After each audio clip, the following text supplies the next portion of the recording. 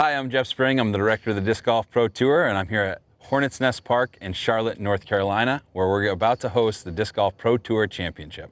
We're excited to be here in Charlotte, partnering with the Charlotte Disc Golf Club, a huge club of over 500 volunteers, passionate disc golfers, and just people who love the sport. They've helped make this possible, and I just want to start by thanking the Charlotte Disc Golf Club.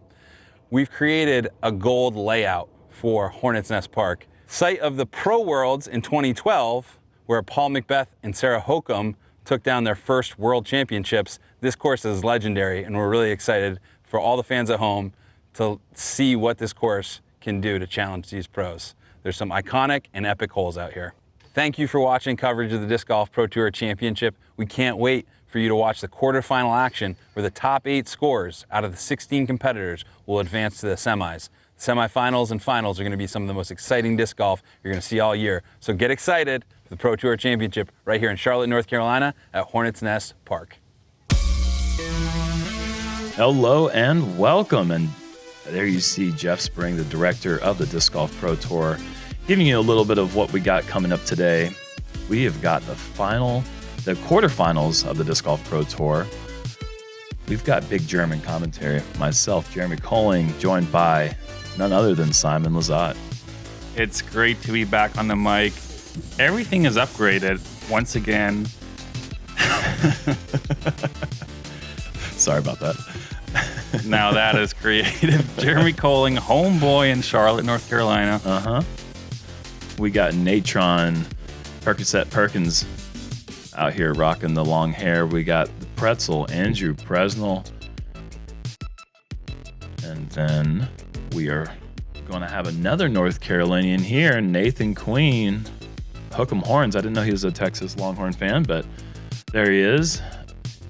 Nathan having a really great finish to his season, and he's been on a lot of cameras, and I got to play with him a couple times, and it's a joy. Well, we are here at Hornets Nest Park, one of the courses that I really learned how to play the sport on. I couldn't be more excited for this tournament itself.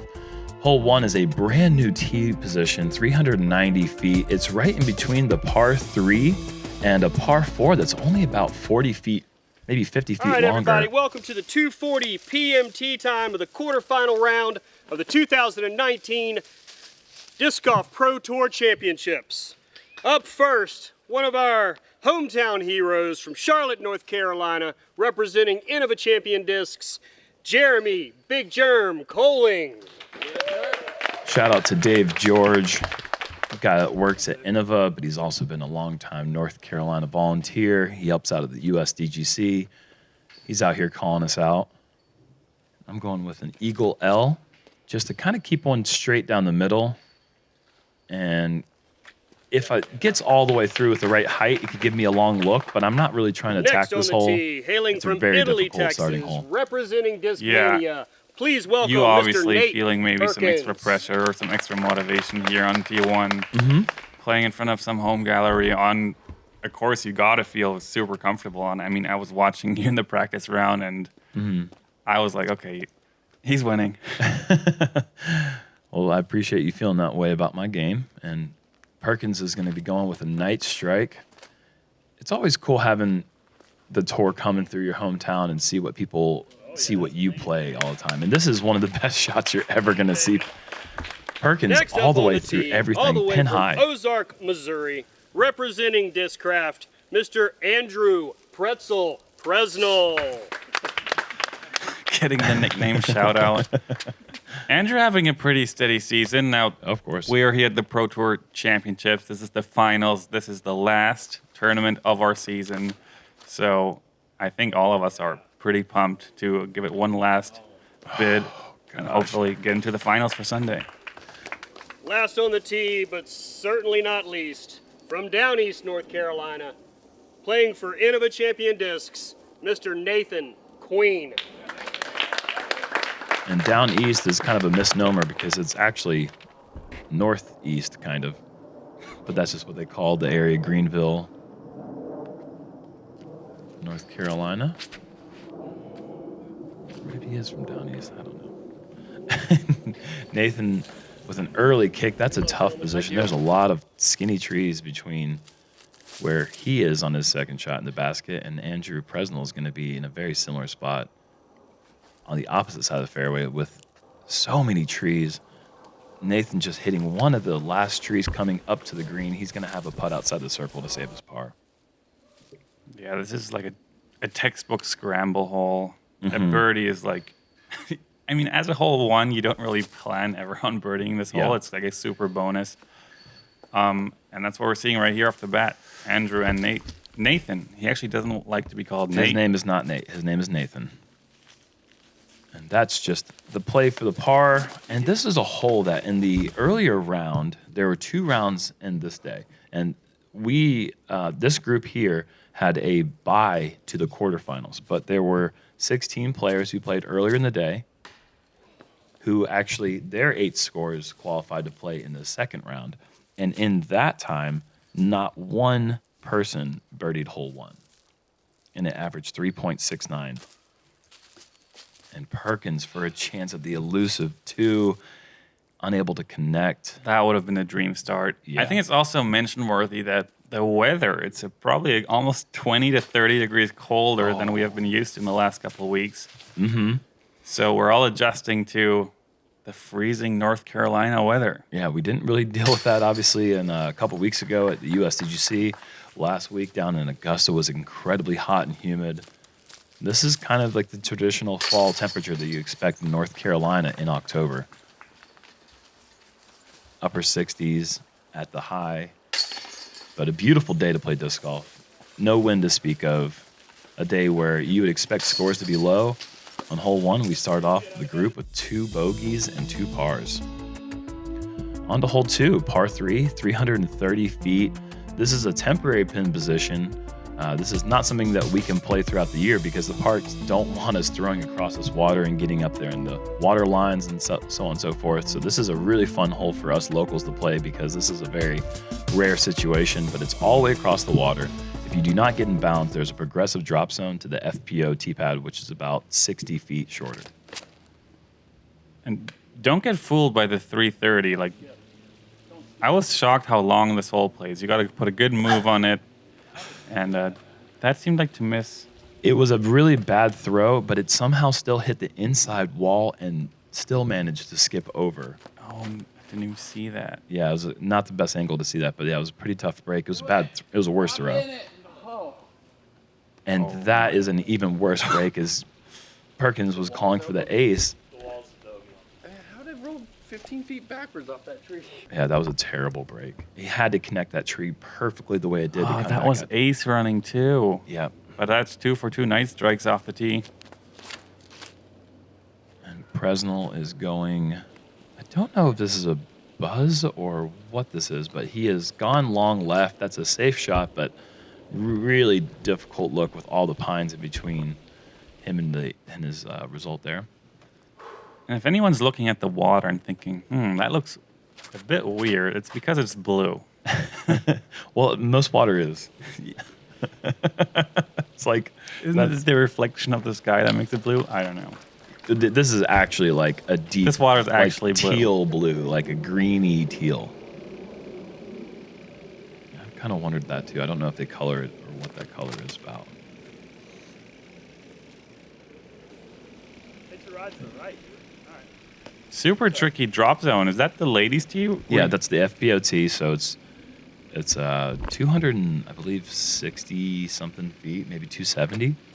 I didn't buy it. I felt like it was a little bit shorter than that, but I went with my AVR X3, and I think that is an FD3 from Nate. Yeah, those are the new Color Glow FD3s. Okay. Nate has been telling me specifically how much he loves them, and I've heard pretty good reviews. Mm-hmm. And Presnell giving it a decent bid through the trees, but really couldn't even see the basket from his lie. And this is Nate for par, just outside the circle. Yes. Great save after a really unfortunate break off the tee, but then got a kind of a good break on his third shot and then a great putt. You gotta love his putting style too. When it's on, he's just so fun to watch from outside the circle because he really commits to that spin putt. Yeah, everyone that makes a lot of putts is fun to watch. Oh, no. And that just fell out the right side. Maybe a little bit too far right for a left-handed putter, but tough break. That was a good-looking bid for the birdie. So the whole group is going to be at 1 over through the first 2 holes, although 1 and 2 were number 2 and number 3 on the handicap scale on the course. So a pretty difficult starting. I mean, you don't really think of this being a difficult hole from the tee. It's just straight there in front of you, but the scores proved. I mean, it was giving the field quite a challenge. Yeah, not just difficult, but also it seemed a bit fluky. Yeah, with that tree kick that Perkins got, of course. Hole 3 is a par 4, 609 feet. The objective is to throw either a forehand or a backhand turnover, or if Nathan's case, it's a backhand hyzer down to that ditch. If you can get all the way down there, that sets you up for a great second shot around the corner. Kind of makes like a candy cane shape from the tee pad, just hooks all the way around right. Yeah, this hole just keeps turning right. Like you keep walking up the fairway and it just goes more right. So we're going to see some sidearms here. Andrew just probably throwing a buzz here. No, it's actually he's throwing his drone. And I think my comment when he threw this, I think you're the first person to ever throw a right-hand, backhand drone off this tee pad here. It's just, he's been throwing that disc for so long and it's seasoned straight, but that's a good shot. I mean, you can play the straight shot here and then you leave yourself a longer look, but he's in the middle of the fairway and that's always a good thing on this course. Mm-hmm. And Nathan hits the gap, but the objective isn't just to hit that initial gap. You really have to penetrate with a little bit more forward momentum to be able to get to the ideal landing zone. So he's going to be a little bit pinched off. And I'm going with a Star Wraith. How many times have we thrown this shot? Maybe never as good as this, honestly. No, that's about as good as I've ever thrown this tee shot. So I was really pleased with the result there. But to answer your question, probably 1,000 times. This has been my favorite course for a really, since I started playing. Home field advantage. I hope so. And Nate, I'm pretty sure that is a cloud breaker. Mm-hmm. It's speed 12 disc on like a short little pitch shot. I think he was wanting a lot of skip there. I think you're the only person that's calling a 370-foot tunnel shot a pitch shot. That's how far it is? I mean, to that landing zone, about. Yeah, sure. And Presnell's just showing who cares about forehands. I'm just going to go backhand. Now that's a buzz. Yeah, that was an incredible approach. He's going to have a tap-in birdie. And Nate is a little bit too tight, so he's got to go through the inside gap, and he's gone high, and he's done so masterfully. And he's up there long. That's a great shot. That is, yeah. Especially pitching sidearms high and then hitting a gap. Mm-hmm. Perfect speed control. And you can see Nathan is in a weird spot, and he's hit early tree and not even really progressed that far. You've got to be looking straight at the basket here. I can actually see it. And this approach definitely was not as good as I would have liked, but I'm still probably 25 feet to 27 feet away.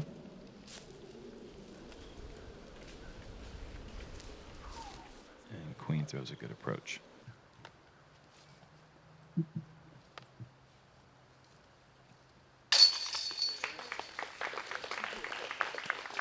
Those are the best feeling putts in the early rounds. The 25-footers is where you build your confidence, and I think especially after throwing a bad approach and then like having to like feel like you're saving the birdie, even though you felt like your tee shot earned the birdie, and then maybe you threw an errant shot and then you still connect anyways. It kind of like, all right, it gives you some wiggle room for error. It feels like, and that kind of gives you a little bit more comfort going into the rest of the round. I feel like. Oh yes. So we're going to see 3 birdies here. And Nathan Queen is going to be the only player still over par through 3 holes. And this is such an interesting format because you can play the course as low as you want, but it really matters about like we said earlier, there's 16 players and only the top 8 go through. So you're trying to beat your card, obviously, because if you beat your card, you're giving yourself a good chance. But at the same time, it matters what everyone else is out there doing. So hole 4 is a par 4, 610 feet. This is a new basket location, a temporary basket location, and it's elevated, making this a true gold level par 4 in my opinion. It's a tight tunnel tee shot here that there's OB on the right side, and this stuff out here on the right really sticks out into the fairway, making a really small tunnel.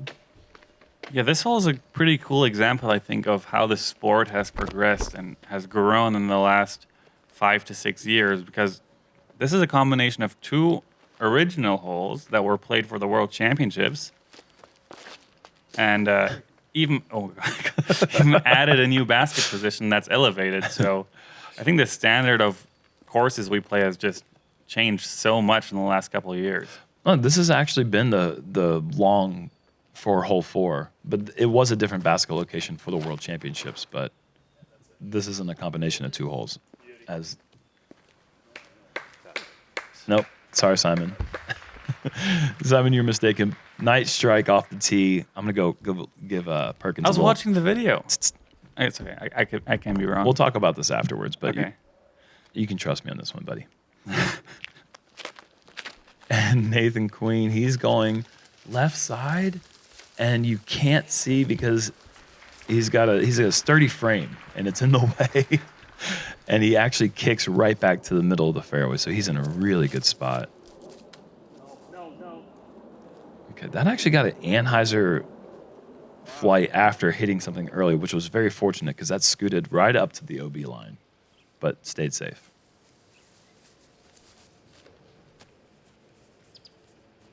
And I'm not sure if Presnell knew how in danger this shot was of going out of bounds, but that was heading straight towards those red flags.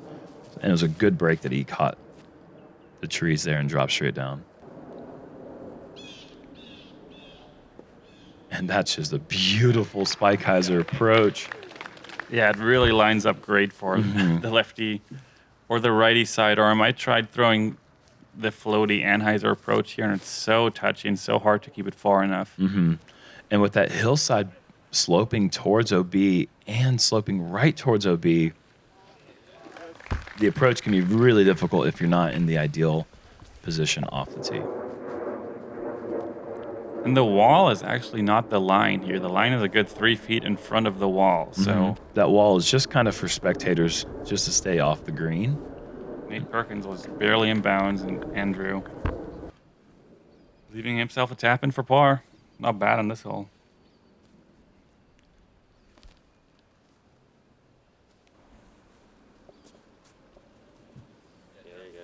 I'll settle for a short putt for par as well.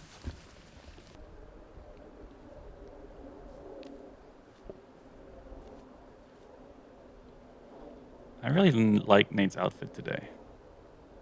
His red shorts, Conte. He's out here for a spicy round. You know, he's not out here to blend in with the course. He's out here to show he's trying to win this thing. Yeah. Looking And fresh. Nathan Queen in for birdie. Thanks, man.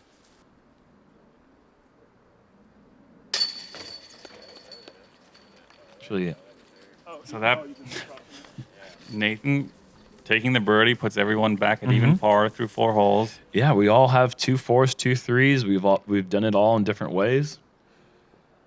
But yeah, if you're competing against a card right now, basically we're starting over with only 14 holes.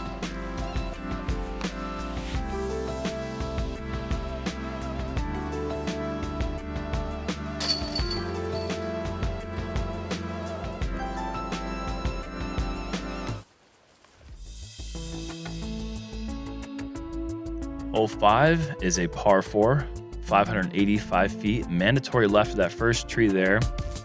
Trying to avoid these rocks. The rocks are casual. There is an OB line that you can see right here on the right side, kind of forcing the players to play somewhat of a layup off the tee, and then you have about a 250-foot approach to a side slope green with the road OB all the way down the left side. And Nathan, this almost connects on the fence, hits the road, misses the spotter, and dances It's around. the speed bump. Stays in. That's awesome. That did about as many different things as it could to not get punished and stayed in bounds. most likely be a backhand skip shot off the road for Nathan for his second, and Presnell just throws a beauty strike right down the middle. Oh, a little slide off the rocks, too. So everything inside of these rocks is relief. It's casual relief to the first playable point perpendicular to the side that you entered the rocks from, which is kind of confusing. And look at this little roll. It finishes on the front side of that tree, which is going to leave a very fun approach on an otherwise seemingly, it's a pretty easy second shot if you don't have any sort of run-up issues. And I think that play right there from Nate going to the short tee box is a really good play because it leaves nothing in the way. And he can just throw his FD3, little Anheuser. I'm inspired by that play. I think that's what I'm going to go for. Yeah, it makes the hole as easy as possible in 2 shots. And this is... I don't have too big a feet. I got size 13s, but getting those down on the ground... That was one of the worst shots I think I've ever thrown. And that crossed back over inbounds, so at least I didn't throw it out of bounds, but that was still dreadful. At least you got to rub a tree. Yeah, thanks, buddy. And Queens left himself about 25 to 26 feet for the birdie. 5-time Macbeth disc. Oh, and Presnell connects early tree. Yeah, right out of his hand, he barely ticked that tree, and It's an awkward approach for a backhand. Even with a putter, it's like you don't want to throw hyzer onto this hillside because you can skip OB. So I think he was just trying to keep it as tight as possible, but not the result he was looking for, and certainly not the result that either one of us was looking for here. This is a hole that I think of as a must-get birdie. And, of course, it has a lot of really tough... Oh, no. This needs to sit down because this could roll OB. Okay, it's going to curl up, but... that looked just like a weird putt. Yeah, I think he was a little bit off balance, and he knew it right away. You can see in Yeah. his body language he didn't like the release at all. And so Nathan is going to go from a birdie to a bogey just like that. And Perkins with the only look for birdie on the card on a hole that really I thought was going to average over half a stroke below par. Average 3.69. Wow.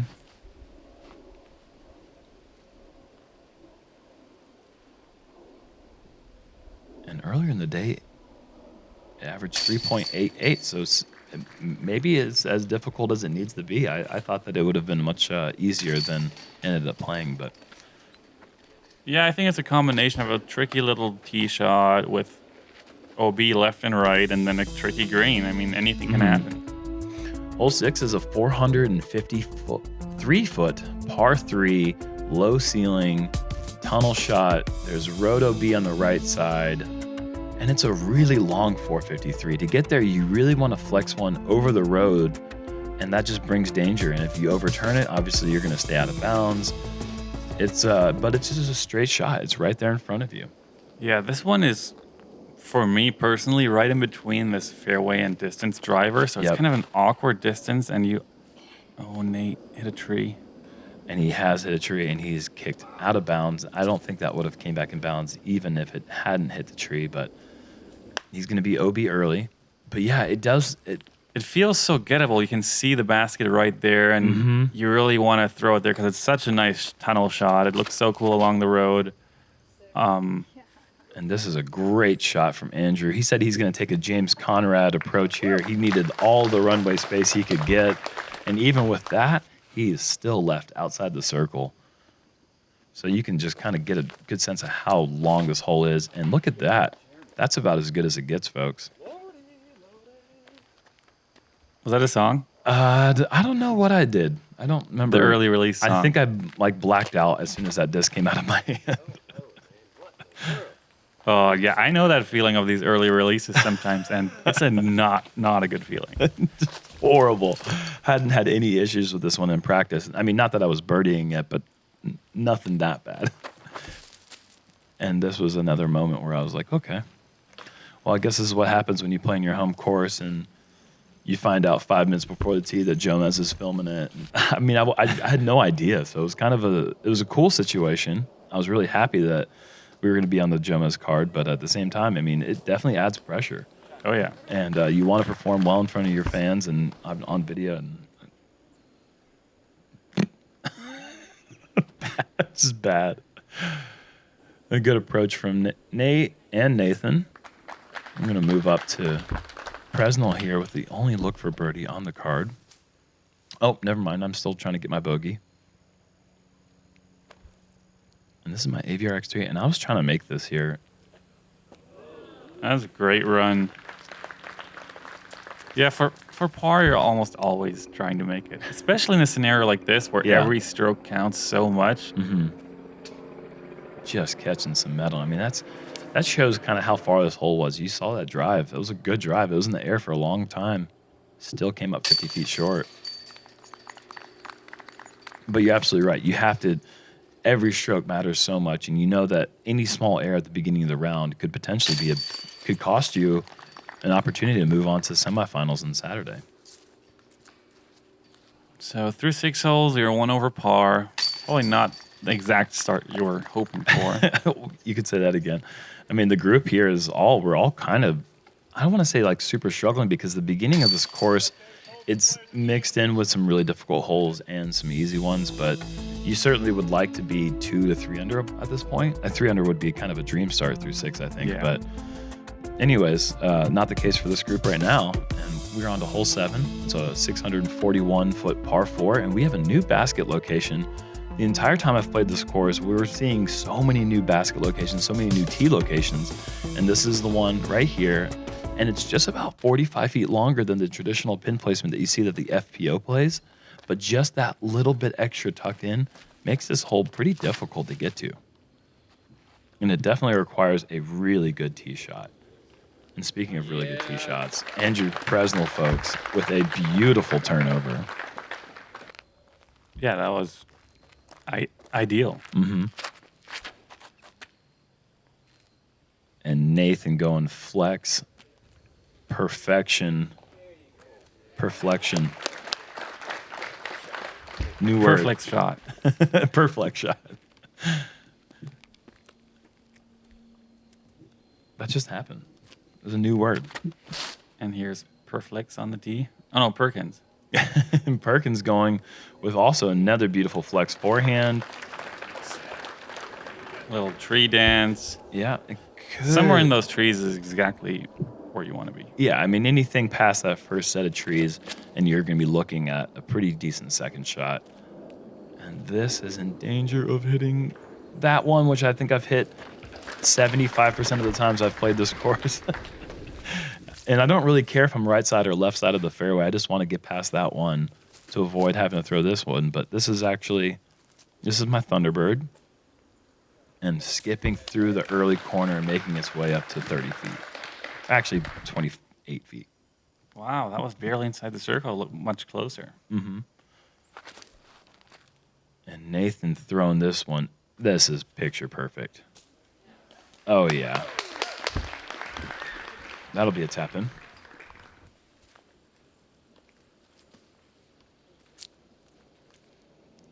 And Nate, once again, going with that Color Glow FD3. And he's gone to flex, leaning back away from the tree.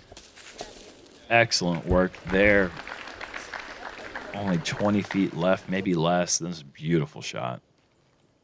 And Presnell's going another forehand. We've seen him throw a forehand for his scramble on hole 1, and now again here on hole 7. You don't see him throw too many forehands, but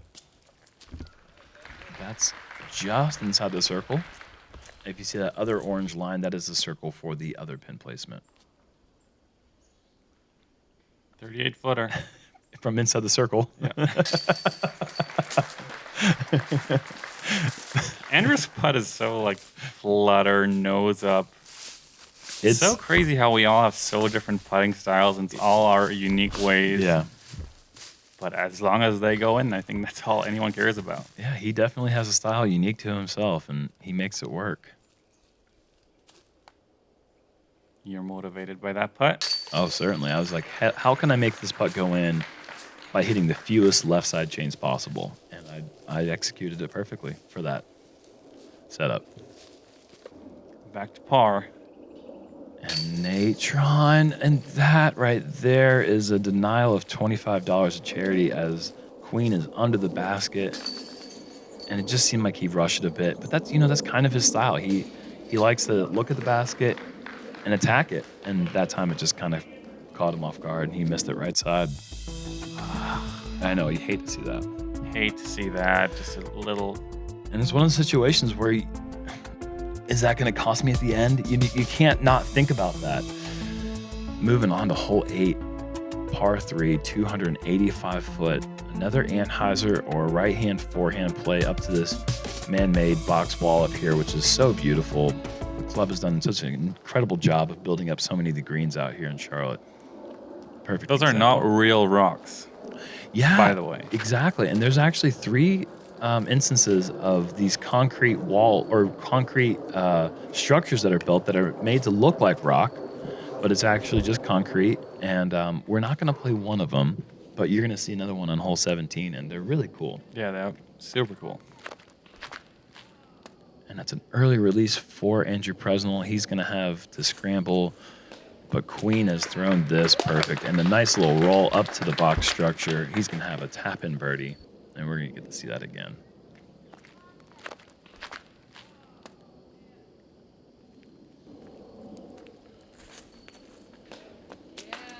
Look at that.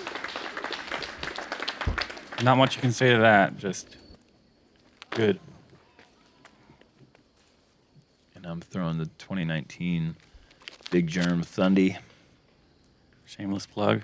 Yep, that's not shameless at all. Oh, even better. Ooh, we get to see this again. Just want to throw this one flat, get around the corner and let the disc do the work, and there it goes right there. And surprising how little skips both of those shots got coming into the green. You know, with all this pine straw here, sometimes you can get big skips, but those both reacted perfect. And Nate, after the miss on the last hole, hits an early tree. You just kind of hoping like that's not like the wheels falling off, and that is a good approach from there. You can imagine that is a difficult approach with that green. It slopes away from the basket. Anything that stands up and rolls, and you've got a long putt for par. And this hole can be a nightmare in a heartbeat. And as we watch these nice birdie tap-ins, I have to give a quick shout out to FollowFlight Mike, because I got to watch him do his magic last night, and the work and effort and precision that goes into these FollowFlights and the whole product videos. Mm-hmm. You really got to appreciate it. Like, I really appreciate it more now than I have before. Well, it's definitely something that I'm glad that you got to see that, buddy. I'm glad that you got to see what goes in behind it, because it makes I do the same thing all the time when I see them work on their editing and all that. I can't believe how much goes into it. And so obviously a shout out to Patreon subscribers and people that support the product, because without you guys, we can't do this. So here we're going to check in with the leaderboard, and this is really important because we are seeing some great scores out there. Mind you, there's 4 different cards going off, so there's 4 different times. So keeping up with who is where is very important. Chris Dickerson off to a hot start. Drew Gibson at 5 under. A lot of really good scores. So it's starting to look like if we don't pick it up, none of us might make it into the next round. So this is a very important stretch right now coming into hole 9. Par 4, 534 foot. Just kind of a pitch layup shot. Probably a hyzer with you can throw a putter, a mid-range fair driver, whatever you want. You don't necessarily need to skip into the gap because you just want to set yourself up for a straight shot, leaving yourself maybe 280 feet or less to the pin. Yeah, this is a hole where going for it really is not worth it. Mm-hmm, You're really not trying to push that tree line too much. And Which Nathan is doing a bit, but getting a good break. He's going to have access to a straight shot there. I'm going once again with You're even taking my Eagle L. sidearm Yeah, on a hole that will curve left.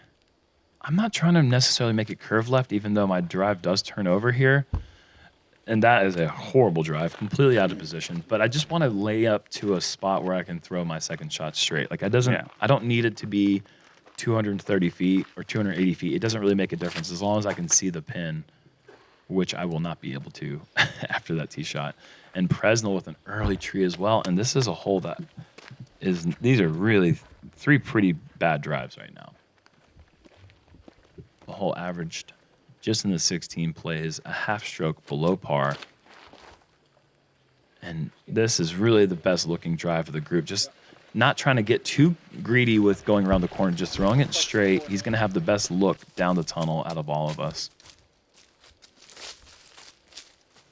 You got to get creative here now. Yeah, there's a very tight window in front of me. That's the only way to get near the pin. Oh, looks good. But I overturn it, and it does make it up to just outside circle 2, but it's kind of deep in the woods.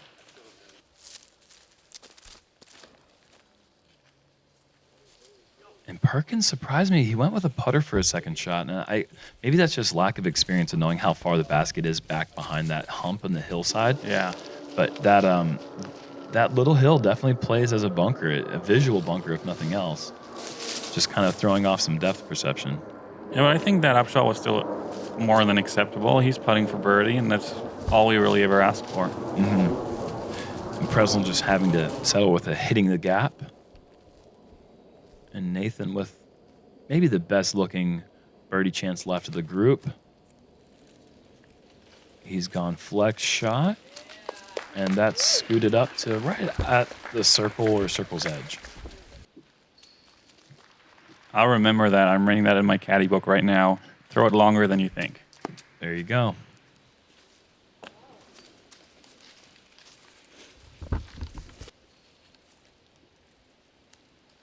And this is about 68 feet, I believe.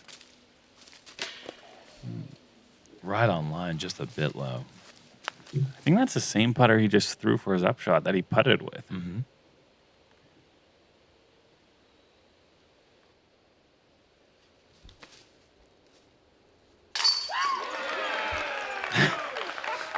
Silence is golden. Hey, that's a nice little SloMez. Oh, man. That feels good. Turkey. A little turkey going on here after the rough start. Definitely the slowest start I could possibly imagine, I felt like, on this. So that felt really good to get things going in the right direction.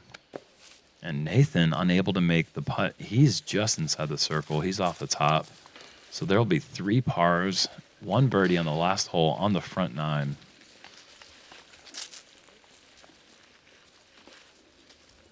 We have a 2 under, 1 under Andrew, Nate at even, and Nathan is at 1 under par. Everyone, I think, looking up how scores were shaping up, it looks like 5 or 6 down is going to be right about where the cut line's going to be. Yeah, and the back 9 has some very difficult holes, so it's hard to tell at this point what's going to transpire on the back 9, but certainly it's going to get very interesting as the course is getting more in the woods than before. Thank you so much to the JomezPro Founders Club. Like we said before, without you, none of this is happening. You're not listening to anything because we're not here. No, this is happening through Patreon. It is all that, so thank you guys. All right, well, that's it for the front 9. Big Jerm commentary. We're coming back just in a moment. Like and subscribe. All right, we'll see you soon.